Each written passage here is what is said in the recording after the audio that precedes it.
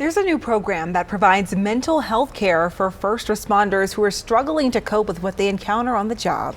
To give you some context, according to the website Blue H.E.L.P, 40 current or former first responders in Colorado have died by suicide in the past 6 years. Now, I had the chance to learn more about this program and talk to a former police officer who says it's changed his life.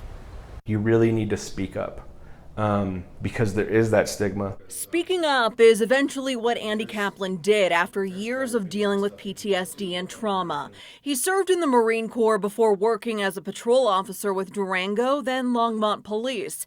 He says he didn't want to resign over his mental health issues because of the stigma attached and was eventually let go in January of 2022. With my PTSD from the military, I just kind of white-knuckled it for about 15 years.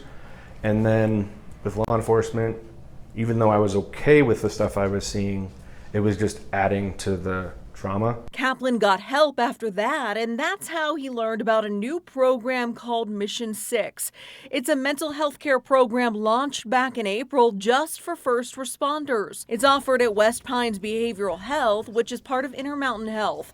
Elizabeth Groom is the lead therapist. We process a whole array of topics, so substance use, trauma, nutrition, sleep hygiene, relationship difficulties. Current or former first responders meet with Groom 5 days a week for 6 hours a day. In addition to discussing various topics, they also take part in a physical activity. What are the main things that you notice when you're treating these patients? Trauma is the most common theme, and then following that would probably be relationship difficulties. Groom says getting help is the first hurdle, saying that it's often stigmatized. Kaplan agrees, especially in law enforcement. I would say law enforcement's like 15 years behind in mental health compared to the military and the rest of us. Kaplan says he's thankful he got the help he needed and just graduated from Mission 6 earlier this month. I've just been taking care of myself better. I got a journal.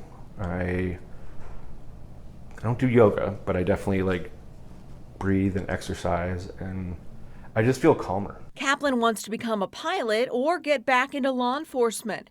He offers this advice to other first responders who might be hesitant to get the help they need. Advocate for yourself because it could save your job.